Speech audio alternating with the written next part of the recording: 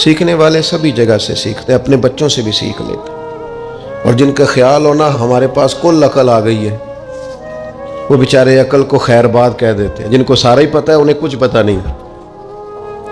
کہتے ہیں بیوی سے سیکھا ہے دعا مانگنے کا طریقہ۔ حضرت وہ کیسے؟ فرمانے لگے اسے کوئی کام تھا مجھ سے، کوئی گھر کا خرچہ تھا، اس نے بتایا خرچہ، میں نے اسے کہا ابھی میرے پاس پیسے نہیں ہیں، آتے ہیں تو دوں گا۔ 2-4 دنوں کے بعد پھر اس نے کہا،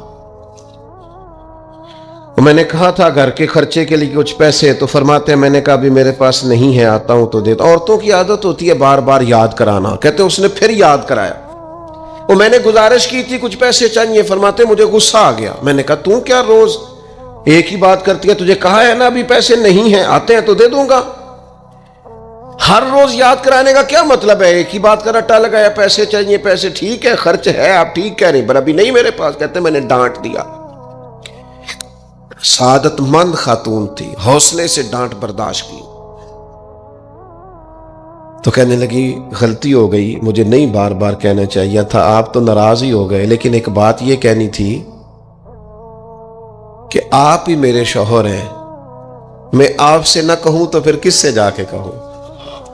آپ سے ہی کہنا ہے نا، میرے آپ ہے نا میرے سر کے تاج، تو کس سے اور کہوں؟ میں اور کسی سے کہوں؟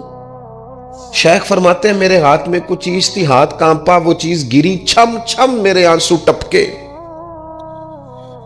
چھم چھم میں رو پڑا۔ تو خاتون کہنے لگی آپ کیوں روئے، کیا ہوا؟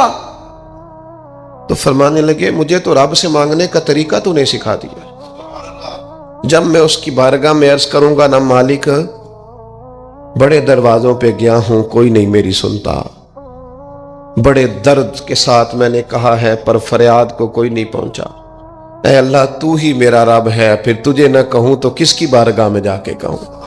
میں بیمار ہوں اور شفاؤں کے لیے ترس گیا ہوں، میں مقروض ہوں اور جان چھڑانے کے لیے ترس گیا ہوں، میں کمزور ہوں اور سعادت پانے کو ترس گیا ہوں، میں بے کیف ہوں اور سجدوں کی لذت کے لیے بے چین ہو گیا ہوں، میں بے کیف ہوں اور چاہتا ہوں میرا قرآن پاک کی تلاوت سے دل لگے، پر مالک جب توفیق تو دینے والا ہے تو پھر تجھ سے نہ کہوں تو میں کس سے جا کے کہوں؟ نبی پاک صلی اللہ تعالی علیہ وسلم نے فرمایا 2 آنکھیں دوزخ میں نہیں جائیں گی۔ یا رسول اللہ صلی اللہ علیہ وسلم اتنا کرم، وہ 2 آنکھیں کون سی ہیں؟ فرمایا ایک وہ جو اللہ کی راہ میں رات جاگتی رہی، کسی سرحد پر پہرا دیا، کوئی ڈیوٹی کی، کوئی خدمت کی راہ خدا میں، جو آنکھیں بیدار رہی راہ خدا میں، دوزخ میں نہیں جائیں گی۔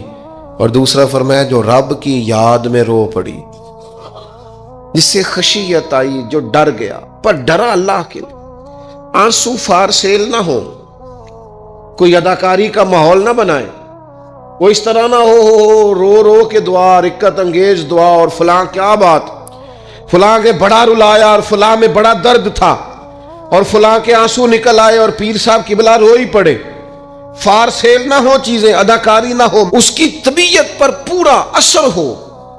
اور جب خشیت کے ساتھ وجود کانپتا ہے، وہ کسی نے کہا تھا کہ آنسو قربت کا سبب ہوتے ہیں، جب آپ کی روح کسی کی روح سے ملتی ہے تب آنسو نکلتے ہیں۔ جب تو اللہ سے پورا جڑ جاتا ہے نا، جب رسول کائنات کی بارگاہ سے تیری پوری توجہ لگ جاتی ہے، پھر آنسو بن کر دل تے پار پوے جس ویلے او دو پار بناون اکھیاں، بے درداں محبوباں دے سارے ناز اٹھاون اکھیاں۔